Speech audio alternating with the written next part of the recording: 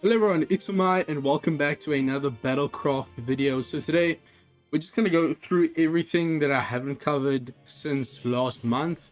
So we've gotten quite a few new characters, a massive new update with the equipment system, and also some other things I need to talk about, such as the new purchase at edition, as well as the Dr. Stone pass, also the upcoming survey in game, and what it could entail. So first off, let's talk about the gacha characters that I've missed.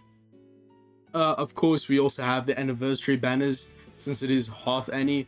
Nothing special besides that. We did get 3,000 free gems from a login bonus, but unfortunately, that is no longer available. So if you haven't logged in since the 4.5th annie, you'll miss out on 3,000 gems. But there is also a comeback login bonus where you get 3,000 gems, an SSR guaranteed ticket, of course, from the standard pool characters only, and also a bunch of other materials. So I will show you what I mean.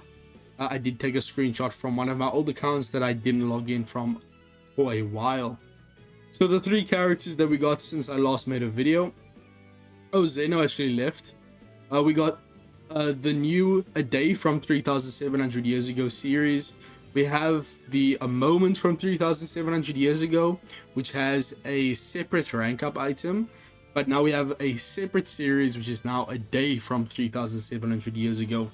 We have three characters, well actually four characters that are currently available. That being this new Byakuya, who supports range type characters, the Senku, who is essentially a washed down version of the ranking event Senku we got a while ago, the Gazing Up at the Sky Senku. I have a video for that event up on my channel, so I probably went through his abilities there so you can see. But he is very similar in the sense that he's also a crit chance increase for range type characters, and then he also buffs his own attack for every attack that he performs up to a maximum. So the exact same skills, but of course it's much harder to get the summonable one with duplicates, whereas for the ranking event there were quite a few people who got a decent amount of dupes for that Senku. There are a few differences, like this guy is an area attacker, whereas that event Senku is a single target, but generally they're the same character. And besides that, Senku is going to be a bit fast movement speed, that's pretty high. His action speed is very slow, which does make sense since he's an area attacker. Of course, low HP and defense, which is expected from a range type character. He's only 70 resource costs, so that's pretty good. He's very easy to get out to the battle as quick as possible to start building up his skill 1. He is also a range type ally attack booster of 30% for 10 seconds with his leader skill. So definitely if you're running a range team with at least 3 ranged characters, this is an amazing leader skill to use. And most of the time you will need to run a leader skill to provide crit chance, but since he does that in his skill 2, you don't need that and you can run him as a leader instead. When you don't have any dupes, unfortunately his crit chance is only 5%, which is why I don't think he's too good. I don't think this character is worth going for in my opinion. 5% is way too low. Most of the time you need to hit at least 10 crits in your fight to get the most amount of points from ranking events. But with 5%, I've noticed it's just not enough. You're only going to be hitting about 5 crits every round in a ranking event. His skill 1 is still really good. So I do think he has value still, but he's nowhere near as good without dupes. But he's definitely not a character that will hurt to have. He definitely will be an asset even without dupes. Just not anything too game breaking. Now this Byakuya, he's in a similar vein. I mean, look at these two skills with a range type team. This character as a support is so helpful.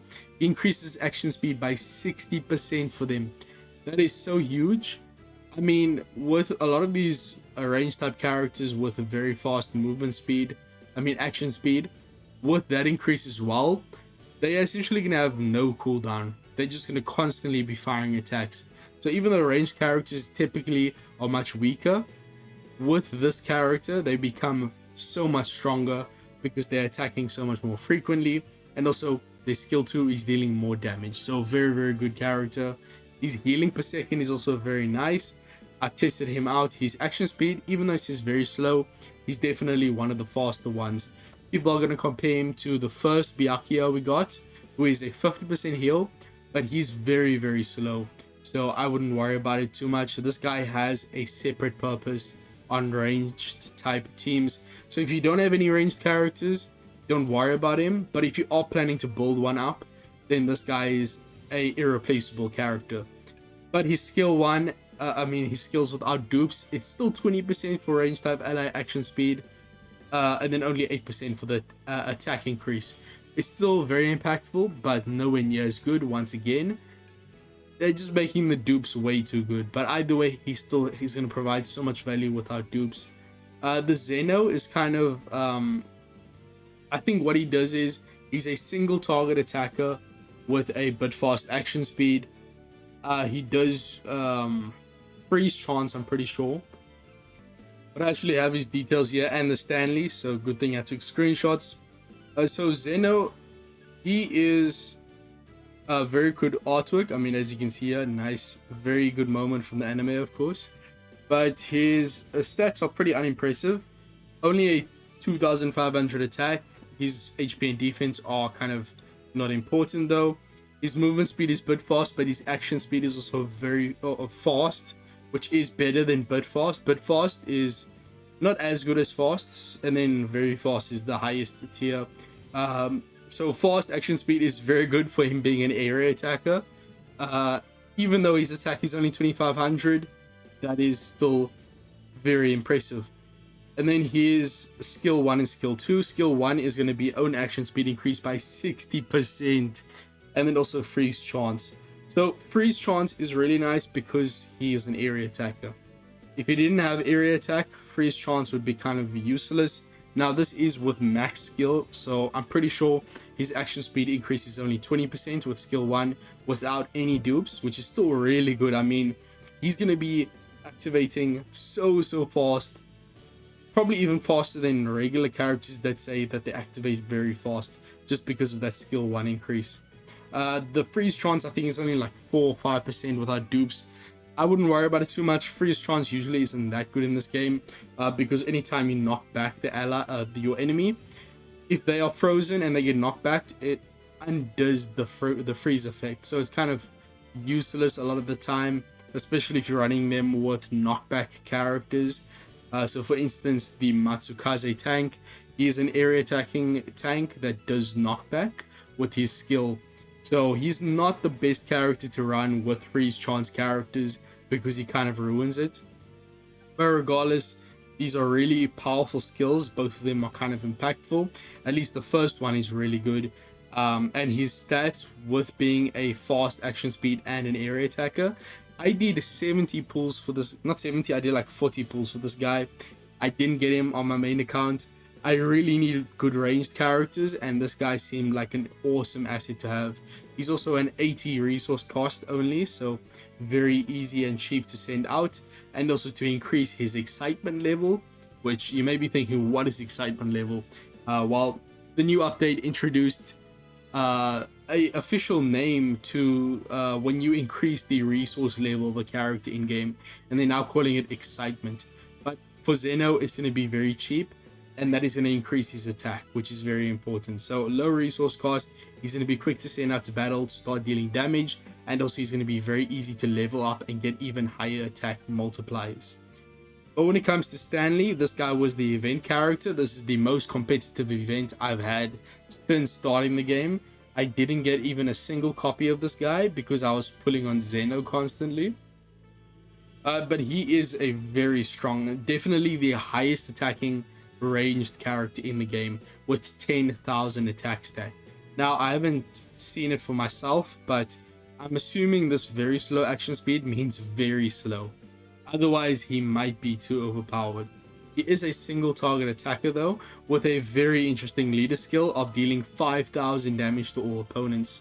Now in most cases this isn't very good. 5,000 is kind of just the amount of damage you'd expect from one attack from one of your characters. Unless there's a ranking event where there's just a massive amount of mobs with low HP and high attack, then this would be a great leader skill to use. This is essentially the exact same thing as the dynamite item that you unlock from completing the story mode. It does the exact same amount of damage. I'm not sure what the cooldown is. It is quite a unique leader skill, but I wouldn't worry about it too much. At max, these skills are going to give you his own attack against tank type opponent increased by 150%, and then also increase his own crit rate by 20%. Now, I really don't rate this second skill.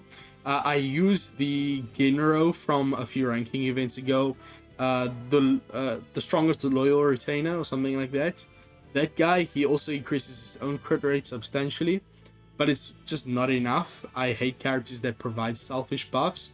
I do think this first skill definitely is very, very good.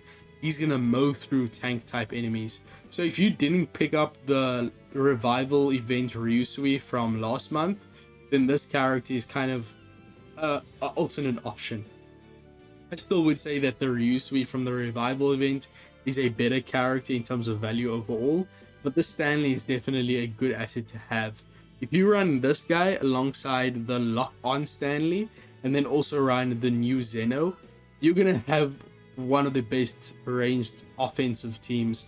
And then what you could also do is run the Taiju from one of the anniversary rerun banners. He's a great tank because he makes range type allies stronger. But we can talk about that later on. First, I want to talk about the massive update that happened at the start of March, so about a few weeks ago. And this added the equipment system and improved various features. Now, I'm pretty sure I know all the small details that they changed, and I can explain to you the equipment system. It may feel strange at the start, and you might want to ignore it because it looks a bit complicated, but trust me, it's really not that deep. It's just a nice added system that will allow you to increase the stats of your characters with essentially no drawback. So there is a new gacha, there's new daily rewards, so playing the game daily has become more important because of the free equipment that you get from doing it, which is just going to give you a lot more stats for your characters. So there are a few things that changed. One is that we do have a storage warehouse now for equipment as well. So we have one for regular items, which goes up to about 4,000. The new equipment store starts at 50 space. Now, you probably won't have to increase this space for a very long time because it will take so long to get 50 equipment items. I'm telling you guys, it's better to focus on leveling up your existing equipment. Get one good set of equipment and then level it up constantly instead of focusing on getting a bunch of it. I will explain the benefits in a moment, but a few other things that changed besides that was that we also have a bit of a change in terms of your crafting system and the exploration system. So we do have access to the Dr. Stone Pass now, so I'll talk about this. So there is a new purchasable item in the game. They added, I think, no, it was just the Dr. Stone Pass, but I'm telling you guys, this is the most valuable thing you will ever be able to buy in the game. Now, I can't buy it myself because you can only make purchases in the game if you live in North America or Japan. So otherwise, yeah, you're not going to be able to make any purchases. I tried, man. I literally tried to buy gift cards from the United States, and they caught onto it and it didn't work, so I kind of wasted $5, but who cares. This is only about $2 to $3 per month, and what it's giving you is a free multi every month. And then in addition to that, 500 paid gems, which can give you another 5 pulls. So essentially you have 1.5 multis every month for only like $2. Not only that, you have some of the best benefits if you haven't finished the story mode. Double crafting speed and double exploration rewards. It's just so good. Now, even if you don't want to get this every month, I mean, yeah, you really should. Like, for me, it took about 5, maybe like 6 months, half a year to complete the whole story mode. I just recently finished it, but I spent all of my stamina on ranking events when they were out. So most of the time I was just getting resources from exploration. So if you seriously don't even do the ranking events and you spend all of your stamina on just farming resources, you can probably get it done in 2 months without this pass. So with this pass, you can get it done in 1 month. the entire game. Like, I'm being serious right now. And this is why we're starting to suspect that the game will very soon get a story mode update, adding season 3 and season 4 content. I believe this will happen right as the anime ends. And this is probably why they're making it so easy to progress through the main story mode and releasing this incredible pass. I mean, even if you have completed the story mode, just for the gacha that it gives you, 1.5 free multis every month is just so good. Or you don't even have to spend those paid gems. You can save that up for half a year and then get access to this one-time paid multi. So essentially you could, like, since it's like $3 and you buy it 6 times, that's $18, and you're gonna get 6 free multis, and then you can also get this paid multi while having the benefits of 2 times exploration rewards, and also 2 times crafting speed. So if you are a new player and you are in North America or Japan regions, that is by far the best thing you can ever buy. Besides that, I don't think any of the other gem packs have changed. We do have a new gem pack though, which is actually value pack, and that is going to contain the new equipment system tickets. So equipment system is a whole new gacha. I actually don't know if they still have it available here. No. Well, it seems like they did away with the SSR equipment guaranteed ticket, but we do have packs here for getting the XP materials, which is a new XP materials besides the regular one, which is used to level up your equipment to level 100. So just like the regular XP materials or enhancement materials, there's going to be 3 tiers. So there's going to be the basic enhancement material, then the intermediate and advanced one. So we do actually have a weekly island, which might go away after the half anniversary, where you can farm these materials. So every week it resets. So make sure you get this done. It's so important that you do. I still need to do it here on my alt account, but this is going to give you so much materials. Besides that, the only way to get your XP materials and also the equipment gacha medals, which are what you use to exchange for equipment, and also evolve existing equipment, which we'll talk about in a moment. Then you will have to spin this gacha. So this is very accessible because you do actually have 1 free pull per day on the SR equipment gacha, and unlike for regular characters, the SR equipment is very good, and so is the R equipment. There is not a massive difference. So you do get a guaranteed or you get a free pull for both SR and also R equipment gachas every day, and from completing daily mission for 1 day you get 13 tickets here. So you can essentially do 15 pulls of the equipment gacha for free every single day from just logging in and doing your basic daily missions. Now I can do a pull here, but essentially these medals here, the R equipment gacha, SR equipment, and then also SSR, which for the SSR equipment gacha, it does cost the same as a regular multi-pull, 10 pull summon on your character banners. It's half price on the SR equipment gacha. I would not recommend either of these at the moment. It's not worth it. Besides just the XP materials for the equipment and also the tokens here, you can also get stamina fish and skipped tickets. So very good value in that sense. So let me just do a multi here. It's essentially the same rate as an SSR to get these token medals. So if I see a one of these R token medals, it's essentially like me pulling an SSR on the regular banners. So can we get something? Okay, we already got one. A lot of these silvers will be XP materials, so SSR right at the start. Essentially, that's the rates. Because we look at the rates here, you can actually get 2 in 1, but it's only a 1% chance of that, and 3 in 1 is a 0.5% chance. But it's 5% chance, which is SSR rate on regular banners, to get at least 1 R equipment shard. So these shards, or I was calling them tokens, you can go to the equipment exchange and then use 10 of them to buy a new piece of equipment. Now, there's no point in buying multiple of the same one for now. Of course, if you want to put equipment on all of your characters, you will need to have multiple sets. But for now, don't worry about it. Buy one of each of these, and then you will be set for life.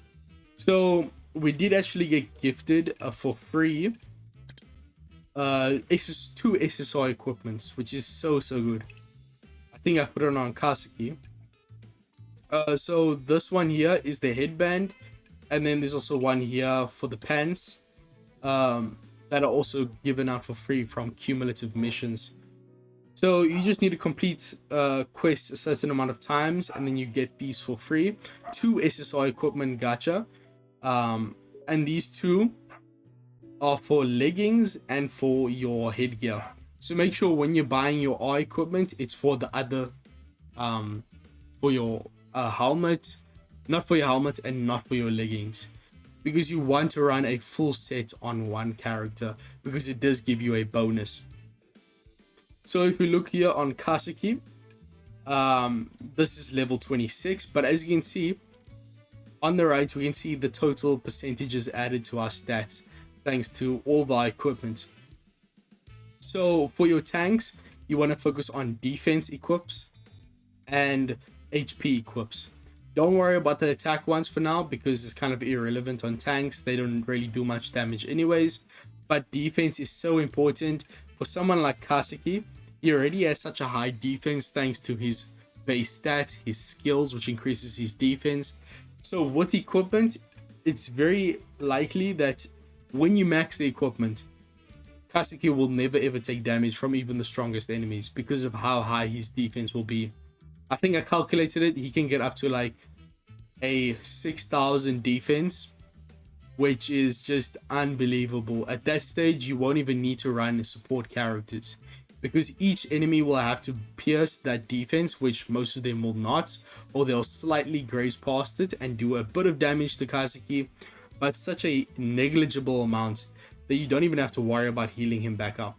So you can just run one tank with the best defense equips, and then just run 5 offensive characters, 5 assault characters with one tank.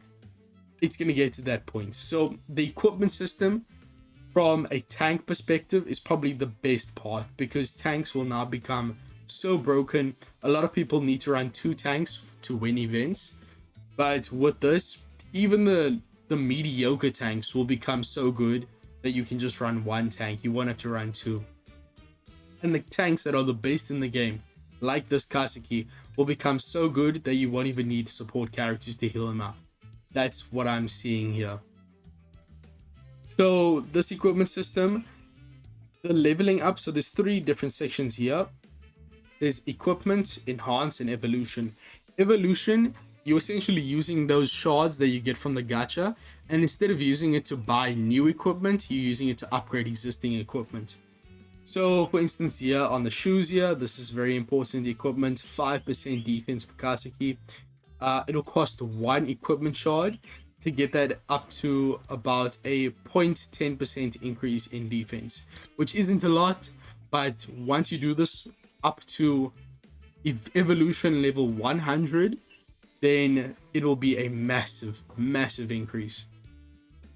So yes, the first one was only 1 equipment shard, but now the second one is 3 equipment shards. It doesn't increase linearly. I mean, at level 20 evolution for one of my equipment, it costed 1 shard, so it kind of just increases. It goes from like 1 to 3 to 2 to 1 to 3. It's not increasing, so don't worry, you're not gonna have to give like 10 shards when you're at the later levels of evolution. But this is definitely worth investing into, especially for your tanks. Leveling up the defense equips, which is the shoes. The shoes give the most defense, and also the what is this called? Also, let me just evolve this. Why not? Okay, that one is very expensive, costing 5. But as you can see, yeah, those are massive increases. Almost a whole percentage for each evolution. So I mean, 10% defense with how low level this is already, so good. So focus on these two bottom ones for tanks. Those are the most important. The headband also gives a bit of defense. I would say defense is more important than the HP. Of course, it is a percentage increase. So if your character has a very high HP pool without equips, the equips are going to help them the most by giving them the most amount of HP addition. The evolution system, I would say, is worth focusing on. The enhancements, you just click on your desired equipment. You can enhance once or 5 times in one if you have a lot of materials.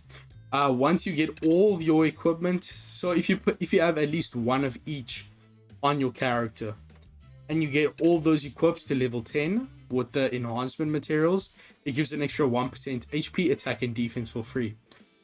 It increases gradually, and if you have level 100 on all 6 equips, you get a 15% increase in HP, attack, and defense for that character.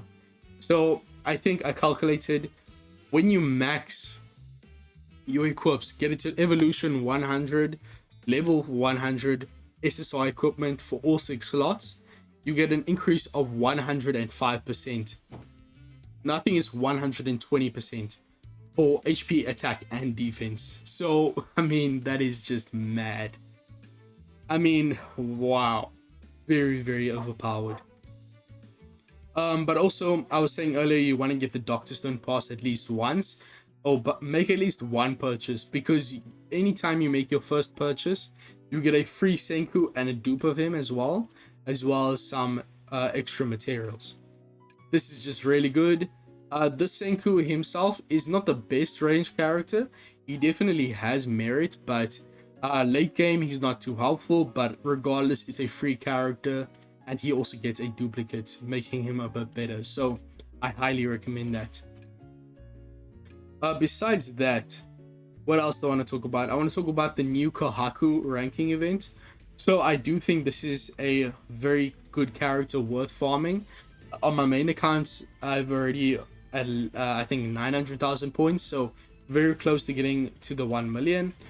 Even without spending any gems or stamina fish, you can very realistically get to this 1 million. Even if you start the event now, because there's still about a week left. It's taken me 3 days to get to 900,000 points. I have used a teeny bit of stamina fish and like a few hundred gems, like 400, not a lot. And I've already gotten to that point. Of course, you have to make sure your team is optimal. Make sure you're hitting at least 10 crits in your battle. So run some type of character or leader skill that gives you crit chance. Make sure you are downing as little as possible. So run your best tank or 2 tanks, and make sure that they have the best equipment for defense up. Of course, you want to be running a Kaseki character. He gets 50% defense increase. Run Genro for offensive capabilities, and also run Byakuya and Senku characters. But if you can clear it in under 2 minutes and 30 seconds, you get an extra 10% points. So make sure you're clearing fast, you're downing 0 times, and you hit at least 10 crits. With that, you're going to get at least 5,000 points every run, which will get you to 1 million in no time on extra hard difficulty. On my main account, I was able to get about a 1 minute and 45 second run. So it's definitely possible to get at least 2 minutes and 30 seconds, even without the best characters in the game. That's for sure. But what about Kohaku herself? She is one of the best fighter characters in the game. 150 resource cost, but look at her abilities. So straight off the cuff, she is a area attacking with a 6,000 attack stat. I mean, just right off the bat, now you'd expect her to be attacking so slow because of how good that is. But she's only a slow action speed. With this, you'd expect her to be worse than even very slow action speed characters. And then she will still increase her action speed by 30% when she's maxed. So she's essentially becoming a fast action speed. 30% is that substantial. She essentially becomes a fast action speed with 6,000 attack stat and area attacking. I mean, and then look at her leader skill. You can't really see, but what it says is fighter type allies get a 100% crit chance for 5 seconds. Finally, I get a crit chance character besides the standard pool Ryusui. Now I don't have to run him. This Kohaku is so good. 5%, I mean 5 seconds, 100% chance. That is so reliable, man. And with her action speed, she's getting at least 2 hits in during that time. And then she's also buffing fighter type allies attack by 16%. Yeah, definitely worth going for. If you can, I recommend getting top 50 to get 6 characters or 6 copies of Kohaku to get it to skill level 4. You don't need a skill level 5, skill level 4. You're going to get most of the benefit from her. So this character, unbelievable, and she's very fast movement speed. But a lot of people don't like Kohakus because she runs in with very fast movement speed and dies easily before you send your tanks out. But this Kohaku, her high resource cost is actually to her advantage. It means that she will be sent out to one of the last characters. So you wanted to worry about her tank, the tank being sent out after her.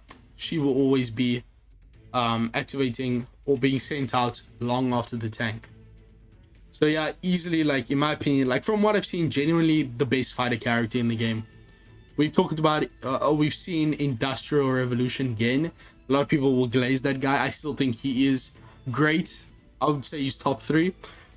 Maybe this Kohaku is competing with him, but for sure I can tell you this: if you run this Kohaku as well as the Industrial Revolution again and Last Stand Kohaku from the recent banner where she dies against the fight against Stanley's army, if you run these 3 fighter characters, run this Kohaku as the leader, you will have some of the best team in the game.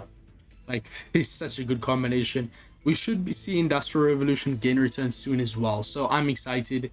This character is worth going for. But that's about it. I think that's all I wanted to talk about.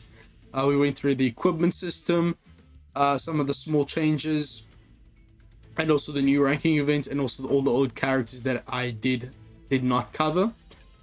We also have a limited event, so I wouldn't worry about it, but the title does look pretty sick. Where is it now? In the exchange. It takes very long to get this if you don't have boosters. I wouldn't recommend it. It's impossible to get this event, get the title within the time that the limited event came out, and that you had before the ranking event started. It's way more worth it to dump your stamina on the ranking event than try and get this title. It is a very good looking title, but it's not worth sacrificing Kohaku over. That's for damn sure. You can also get more of those rank up items for the new A Day from 3,700 Years Ago series. So with 4 characters from the series now, you're gonna need 80 rank up items to get all those guys maxed if you did get them. You don't have to worry about Byakuya since he is a support character, but you need to get at least 60 to max out the Senku, the Zeno, and the Stanley. That 3 are going to be an insane ranged type character team if you had them. So if you got all 3 of them, maybe focus on getting these rank up items from the limited event. You have 20 available, which is enough to max 1 character. Last thing I'll talk about is the anniversary banners. Straight off the cuff, the first banner has left, and the second banner has left. You can't pull anymore, so I won't talk about them. Either way, this wasn't a very good banner. The first one wasn't very good either. The third one, however, is pretty good, I would say. This is the exact same one from the 4th anniversary, but if you do have all the new ranged characters or you have a very strong ranged team, then this Ruri is so good. I definitely underrated her when I first started the game. Same for this Genro. He's actually a very good character. So those 2 are great. Kasuki's definitely the worst one. He has the best art though, definitely, for sure. He's the worst one out of the entire batch here. This Yuzuriya is a very good healer, but her skills are pretty bad even with max. They're not that good. So I wouldn't recommend her. Of course, Stanley is the main pickup. This guy is still a beast. Base damage dealer in the game as a single target. Just so good. Definitely worth putting your equips on that guy. So I'd say getting Genro, Ruri, and Stanley are all very big for your account if you do get them. So that ban is pretty good. Definitely not a terrible value. This one I'd say is much higher though. The only miss I would say is Hyuga. He's definitely the worst Hyuga we have in the entire game. He is terrible. Even with all of his dupes to max him out, he's just decent. Not a good character. This Rika is one of the best fighter characters in the game. This Nikki is one of the only area attacking tanks in the game. She has decent stats considering her skills. If you have her skill 2 maxed, she's one of the best tanks in the game in terms of her defense. And she also heals herself, but these are of course much weaker without dupes. I think this is 20% and this is a 2% heal, so she definitely makes up for her low HP and defense with her skills. But she's very good with the ranking event Joel from last month. He makes it so that when your tank ally attack hits, it gives a freeze chance for the enemies. And since Nikki is an area attacker, it means that you get the most value out of Joel when using him with this Nikki. There is also the option of tank Matsukaze for that. He's also an area attacker, but he does knockback, which is what you don't want with Joel, because as I said before, knockback does undo the freeze on the enemy. So this Nikki is better to run with Joel. She's probably one of the best, if not the best character to run with Joel. So if you have him, she's definitely worth picking up.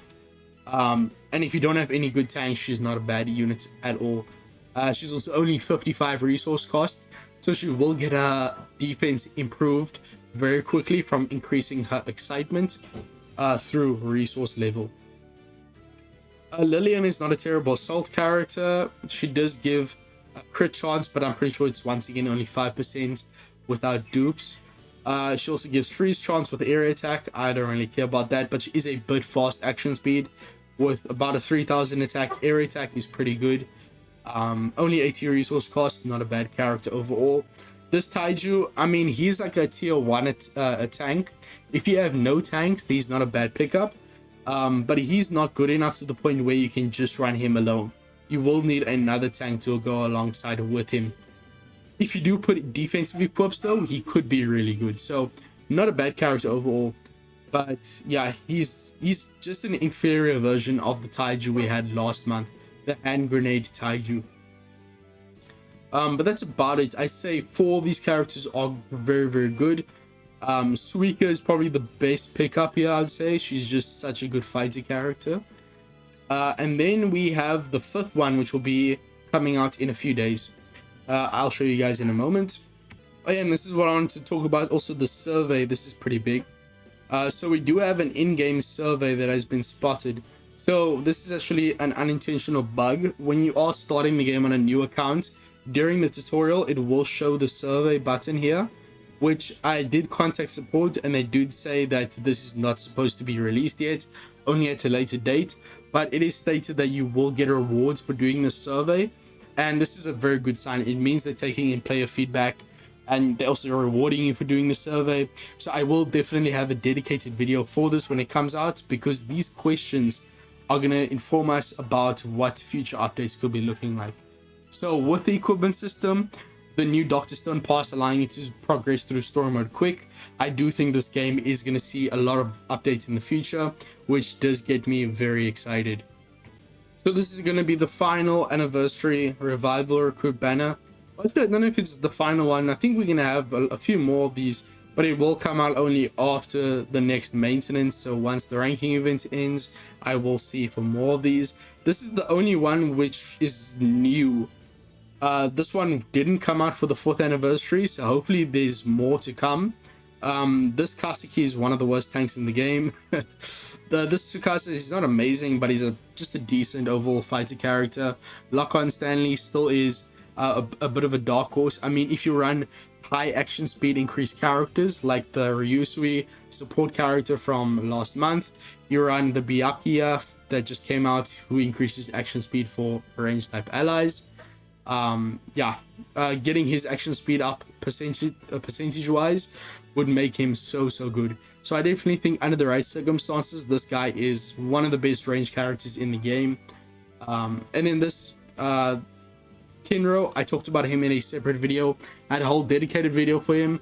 I think he's so good. One of the better fighter characters in the game. Same with Yo. Yo is really powerful. This one's so good.